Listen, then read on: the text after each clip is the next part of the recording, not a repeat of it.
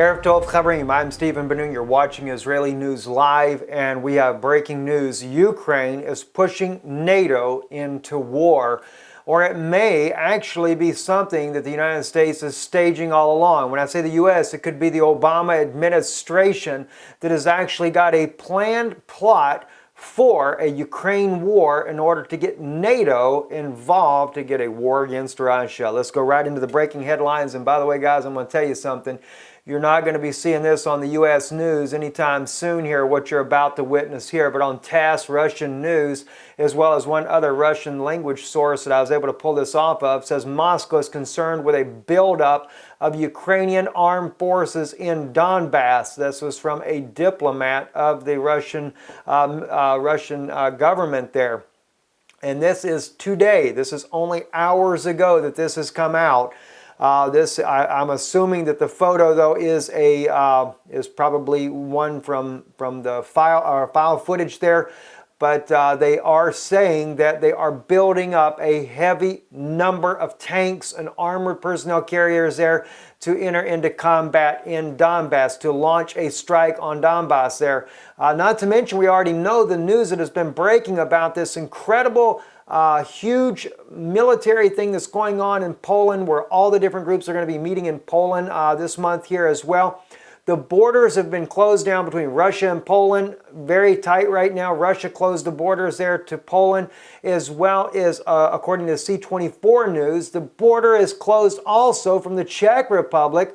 Not closed completely, but extreme searches are being done on every person passing in and out through Poland, even from EU states. It's just not an easy access any longer. It's always been a Schengen area, as we call it in Europe.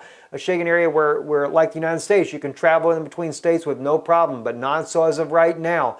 Major concerns in Poland is this big meeting that's coming up there. But let me take you back here to TASS News here. Today, they said the buildup of Ukraine armed forces in Donbass means that Kiev is preparing a military operation in the region.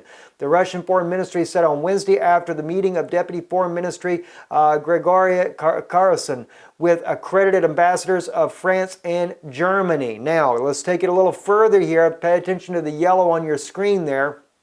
Same article. Ukraine armed forces and volunteer battalions are at the contact line. Observers from the SMM OSCE Special Monitoring Missions of the Organization for Security and Cooperation in Europe also noted an escalation of the situation. It is clear that Ukraine forces are preparing a military operation, the ministry added. Now, that's not... of course, that's coming from the Foreign Ministry of Russia, but the OSCE, noticing this buildup of troops there, something is about to go down. Just like what we mentioned to you, our friend there from Serbia that telling us what was going on in Estonia, from their connections there, hundreds of tanks there on the border there, ready to be launched right into St. Petersburg there, only about 50 miles distance away. All right, now let's step it up now. Moscow hopes that German and French partners will be able to use their influence on Kiev to prevent a military scenario that may seriously destabilize the situation in the region, the ministry concluded. That's how serious this has gotten, without a doubt. Now, here's what's interesting. Let me show you this article here. Poroshenko, something that TASS reported on as well a little while back now. It's been a few weeks ago, but Poroshenko says security in Donbass comes before constitutional reform. Now, the way he words it doesn't seem like he's going to be doing an escalation of violence, but that's what he's turned it into. Poroshenko says that Kiev has fulfilled its part of the Minsk agreements. Ukraine has withdrawn part of its weapons and cooperates with Organization for Security and Cooperation in Europe, the OSCE, again, Special Monitoring Mission, the SMM, to Ukraine, which has repeatedly stressed that Kiev is fulfilling its obligations. It said again, accusing Russia of supporting the militias of the self-proclaimed Donetsk and Luhansk People's Republics, and the DPR, the LPR is what they're known by as far as abbreviations. Now, this is where this is all coming down to. You're getting one side of report there, but the actions are speaking louder than words.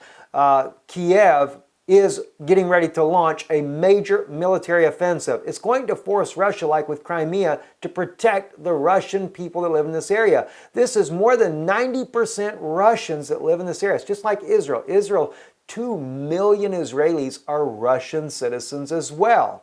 All right, so they're there to protect them. The same thing Putin said about Israeli citizens there. He told Prime Minister Netanyahu, he said, a large part of your population are Russian citizens. He said, so your safety is our concern as well. Now, I don't throw that all the way down the football field like it's some great big thing, but nonetheless, I understand his point and agree with him to some extent as well. Now, this was on a Russian website. It is ruspravda.info. It is in the Russian language. It's a very serious. I had to do some work on this to get this translated just right. But this is the actual, if you try to do it in Google Translate, it may not come out quite the same, but I got it brushed up to where it makes more sense for you here. It says, is U.S. going to bomb its own embassy in Kiev?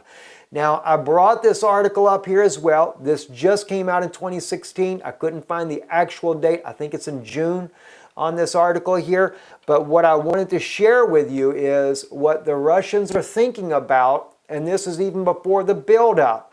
They're expecting another 9/11 scenario to happen in Kiev, but on the U.S. embassy in Ukraine, in order to justify military intervention by the United States. Now watch what the article states here. Everyone knows that one of Washington's goals to force Russian troops into New Russia to announce it as an aggressor. But Russia does not give in to provocation. How then can it be? On the other hand, Washington needs full control over Ukraine. And for this, it is necessary to introduce more troops. But while the U.S. has announced the aggressor, and how would it be in this type of situation? He says, I think the same way as it was on September the 11th of 2001. Now, let me kind of conclude in this article here so you can know where we're going at. He continues on, same article. I'll just give you two of his points. There's too much work in translating this guy's wording here because it's directly from a Russian language. It's not a propaganda site from another part of the world. This is an actually Russian language, even though they're using a .info for their website. It's difficult to translate it. It says, what can the international community do to justify for U.S. NATO troops to enter Ukraine? Now, this is his scenario. Russian man here believing his scenario.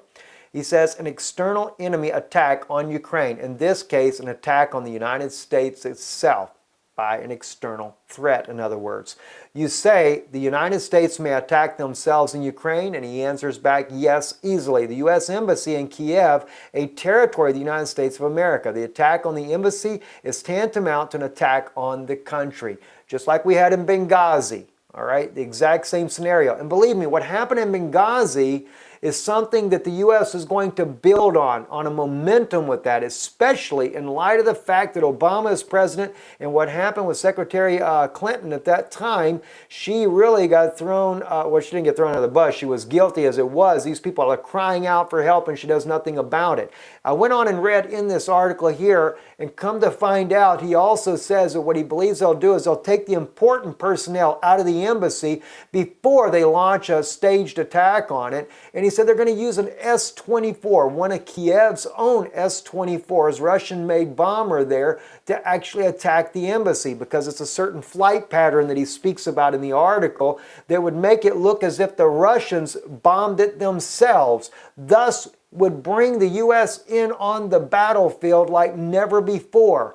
Russia's aware of it, friends. They know it's coming down, and guys, I'm telling you, something big could happen at any time. They want a war with Russia. Why? Because Russia, China, and India, friends, have not gone along with the New World Order. Even Iraq, I believe, has caved into that demand by the United States. They got them over the money threshold there. But Russia, China, and India, friends, they are not part of the New World Order. And that's a major threat for the Pope's global dominance. And it's about to come to a head. Friends, remember us in your support. This type of news only happens because of your help. Help us out. Go to IsraeliNewsLive.org. Thank you for those of you that are helping us We've got a lot of work ahead of us, very important things going on. I'm Stephen Ben-Nun. You're watching Israeli News Live. Shalom.